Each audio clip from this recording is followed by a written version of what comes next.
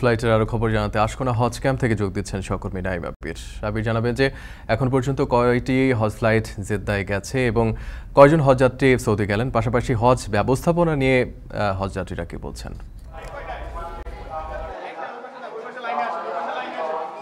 বিপ্লব, এখনো পর্যন্ত দুটি ফ্লাইট এই মুহূর্তে ঢাকা থেকে ছেড়ে গেছে। আমাদের কাছে যতটুকু তথ্য আছে, একটি হচ্ছে ভোরবেলা 4:05 সৌদি এয়ারলাইন্স এবং আরেকটি হচ্ছে বিমান বাংলাদেশ এয়ারলাইন্সের 7:20 ছেড়ে গেছে এবং তৃতীয় যে হজ ফ্লাইটটি রয়েছে সেটি 11:20, অর্থাৎ এখন থেকে আর হয়তো 1 ঘন্টা 1.5 ঘন্টার মধ্যে তৃতীয় ফ্লাইটটি ছেড়ে যাবে। আমি কিন্তু দেখাতে চাই এই মুহূর্তে আপনাকে একটি শাড়ি আমরা দেখতে পাচ্ছি, সেটি হচ্ছে ফ্লাইনাস হজের তৃতীয় যে আরেকটি এয়ারলাইন্স রয়েছে, তৃতীয় ক্যারিয়ার হিসেবে বলা হয় ফ্লাইনাসকে। ফ্লাইনাসের ইমিগ্রেশন চলছে এবং ফ্লাইনাস যে বিমানের ফ্লাইনাসের প্রথম ফ্লাইটটির কিছুক্ষণ আগে উদ্বোধন করেছেন ধর্মমন্ত্রী এবং সেই ফ্লাইটটির জন্য যাত্রীরা ইতিমধ্যেই ইমিগ্রেশনের কাজ করছেন। কিছুক্ষণের মধ্যে তারা ইমিগ্রেশন শেষ করে চলে যাবেন শাহজালাল আন্তর্জাতিক বিমানবন্দর এবং সেখান থেকে তারা তৃতীয় ফ্লাইটে তারাও আসলে রওনা দিবেন।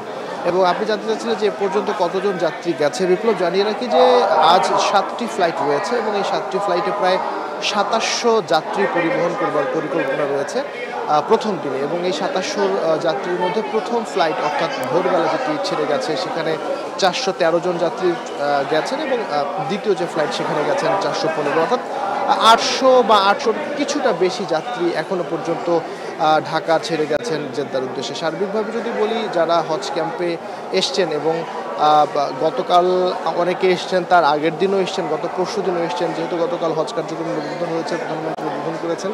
সার্বিকভাবে হজযাত্রীরা যারা দুদিন ধরে এখানে আছেন তাদের সাথে আমাদের কথা হয়েছে, তারা মোটামুটিভাবে সন্তুষ্ট প্রকাশ করেছেন এবং যদিও আজ প্রথম দিন সমস্যা তেমন এখনো পর্যন্ত তৈরি হয়নি, তবে আমরা যেটা দেখি যে হজ শুরু হলেই ফ্লাইট জটিলতা, শিডিউল জটিলতা তৈরি হয় এবং একই সাথে ভিসা জটিলতা তৈরি হয়।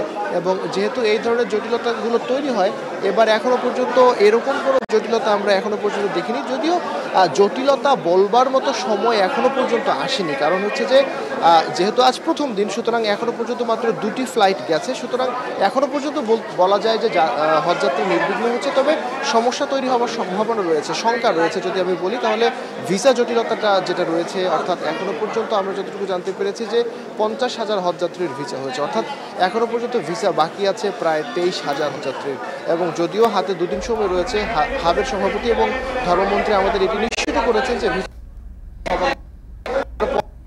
এই সংখ্যাটা শুরু হয়ে গেছে হজযাত্রা। সকাল 7:20 ঢাকা থেকে জেদ্দার উদ্দেশ্যে রওনা হয়েছে প্রথম ফ্লাইট এবং আজকে দিনব্যাপী 7টি ফ্লাইট ঢাকা ছাড়বে। বিস্তারিত জানছিলাম। কোরবানির জন্য প্রস্তুত 1,30,00,000